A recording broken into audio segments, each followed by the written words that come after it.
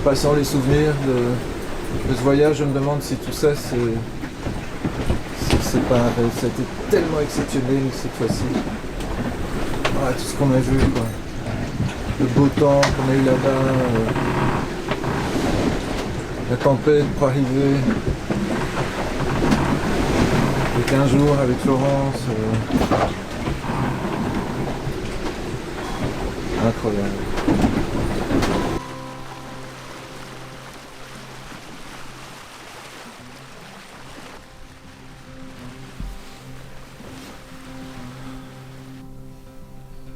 La côte sud-ouest de la Norvège est fendue de fjords. Partout, d'immenses vallées sont inondées par la mer qui tente d'envahir le pays. Mais des montagnes lui résistent. Nous avons choisi de remonter le Jøsterfjord, qui s'enfonce dans la roche au nord de Bergen. Nous avons suivi ses méandres, curieux de voir où cette brèche allait nous mener. Et par hasard, nous avons trouvé un petit paradis perdu et vécu un moment rare tant il était simple. C'était un ponton solitaire et une vieille cabane de pêcheurs que plus personne n'avait visitée depuis longtemps. Sous le jour qui n'en finissait pas, nous alternerons avec délices pêche miraculeuse, repas gastronomiques et promenades chez les oiseaux.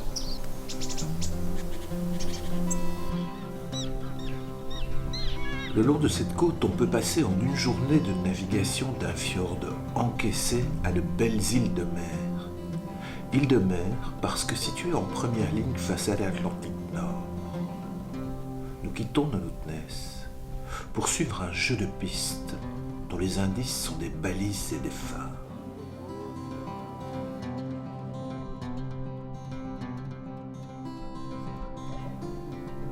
Ce jeu nous a guidés jusqu'à l'île de Elmar, par 60 degrés 50 minutes nord. Nous n'irons pas plus haut cette année. Elmar est une île de brumes et de lumière comme tant d'autres en Norvège. On y trouve un petit village où s'écoule une vie paisible, organisée autour de l'élevage de saumon et de la pêche.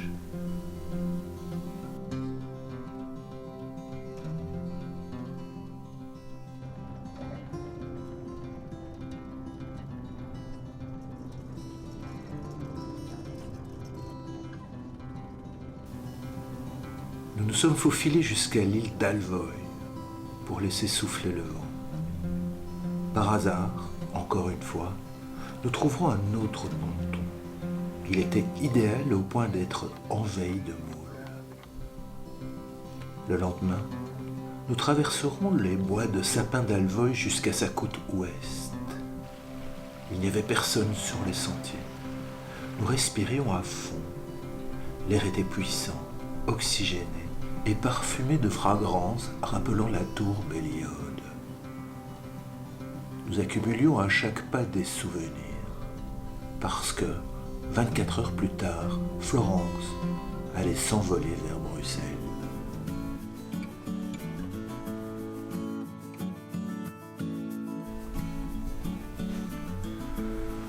Lui, c'est Doge. Il n'a jamais navigué, mais il s'adapte à tout en une fraction de seconde.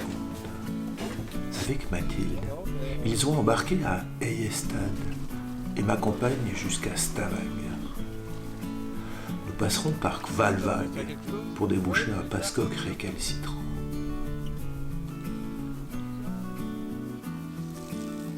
Ce fut une route sage et joyeuse sous les averses et le soleil.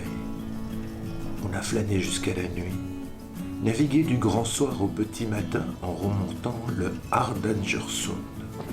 Plus loin, on s'est régalé de poissons fumés, et parfois même, nous nous sommes égarés entre les îlots.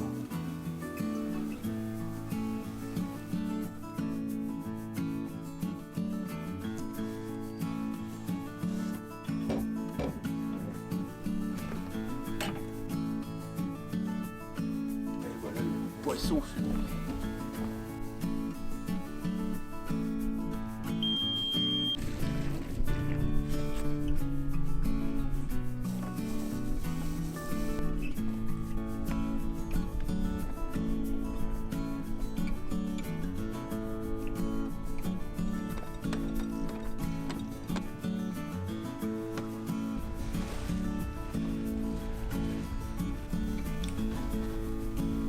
Finalement, nous sommes arrivés à Stavanger. Doug et Matt me quittent ici. Ils retournent à Bergen par la route, en autostop. Je les regarde se préparer avec envie en me disant c'est tout bien. Ils ont pour eux la jeunesse et le goût de l'aventure. Cette fois, j'étais seul. Sans tarder, j'ai mis en route un autre voyage, le retour. Je me suis découvert un nouvel état d'esprit. Le flâneur devenait pressé, puisque je me donnais seulement une semaine pour rentrer. Une énorme journée de moteur dans la houle fut nécessaire pour rejoindre Kirkehamn, situé à l'extrême sud de la Norvège. J'allais y passer 24 heures à attendre la fenêtre météo pour la traverser.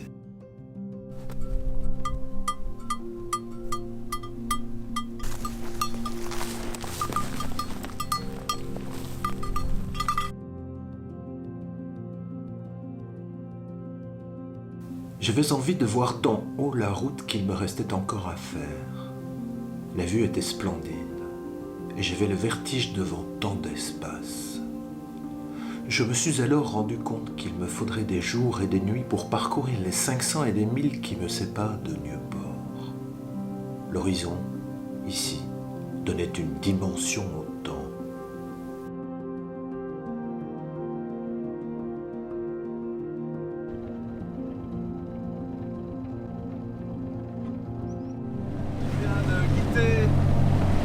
La Norvège. Et on a une petite tradition. Juste avant de partir, j'ai ramassé des fleurs des champs. Je vais faire un joli petit bouquet. J'espère pouvoir l'offrir avant qu'il soit desséché. Ça, c'est le challenge en fait. Voilà.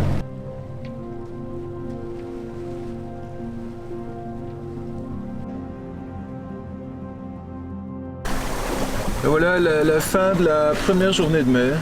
Enfin, c'est loin d'être fini, mais il y a un magnifique coucher de soleil. Du moteur toute la journée, et puis maintenant, comme prévu, le vent arrive et on va se préparer pour tout ça parce que ce ne sont que les prémices là. On va ramasser 20 à 25 nœuds, mais au travers, quoi. Donc ça devrait être mal.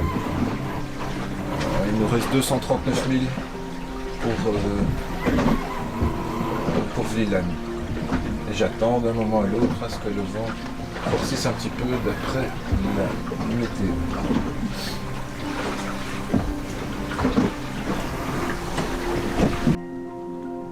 Tous les 2 ans, je m'accorde une traversée de quelques jours en solitaire pour ressentir cette impression grisante d'avoir mon sort entre les mains. Cette année, ma VHF ne fonctionne plus et je n'ai pas de balise de détresse. Ça ne me dérange pas et au moins, ça me permet d'utiliser le mot aventure sans le travestir. Alors, où est-ce qu'on en est? On est au Pré-Bon Plein, vraiment au milieu du parcours. Là, on est à 168 000 de Vlieland. Il y a Siboford. Il y a 2 riz dans la grand voile et un petit bout de Génois. Ça bouge beaucoup, donc c'est compliqué de vivre à bord. Hein. On fait de l'eau chaude, ça va, mais après c'est versé dans la place qui est compliqué. Je suis fatigué, j'ai un peu du mal à dormir, quoi. Depuis qu'on est parti, j'ai pu dormir une fois 3/4 d'heure d'affilée à peu près. Pour le reste, c'est tous des petits sommes. Et vraiment, je commence un petit peu à fatiguer. On n'est pas des surhommes. Hein. Ça va. Depuis 24 heures, Passepartout file par vent de travers entre des vagues de plus en plus hautes. Parfois, l'une d'entre elles éclate contre son flanc. Le bruit est sourd et puissant quand le bateau prend le coup. Des quantités inimaginables d'eau s'écoulent sur le pont et retournent à la mer.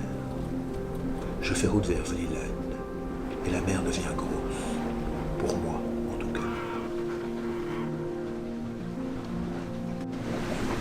Sur les dernières 24 heures, on a parcouru 145 000.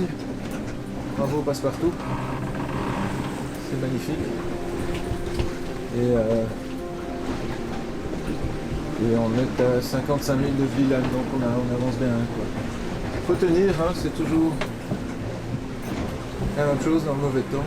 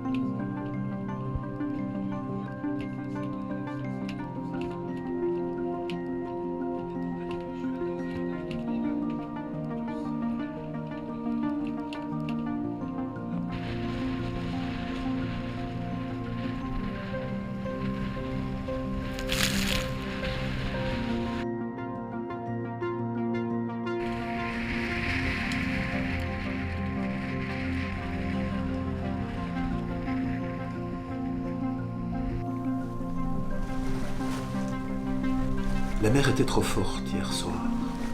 Je n'ai pas pu m'arrêter à Vlieland. Finalement, le vent est tombé.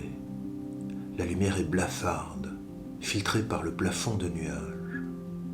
Voilà 3 jours et 4 nuits blanches que je suis en mer. Mon compte est bon. Il faut que je m'arrête pour me reposer. Vers 6 heures du matin, j'aperçois des hauts fourneaux qui crachent leur fumée dégueulasse dans l'air devenu calme.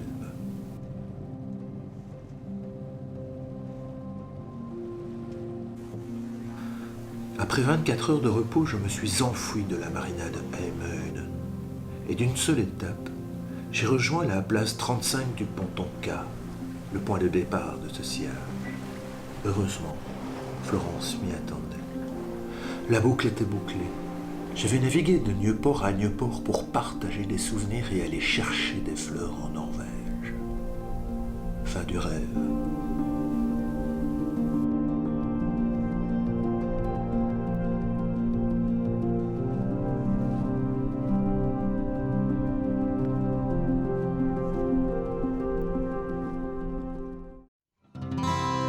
Le fameux bouquet de fleurs, ben voilà, il est dans l'état qu'il est. S'il te plaît, quoi. 6 jours pour te livrer ce bouquet. J'aurais pas pu faire mieux, quoi.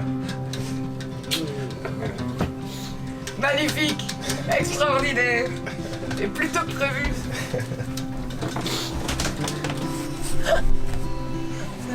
J'ai mon oreille qui est pliée à angle droit.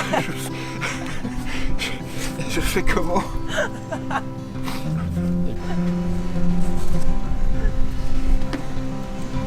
On y va? On y va. Bon,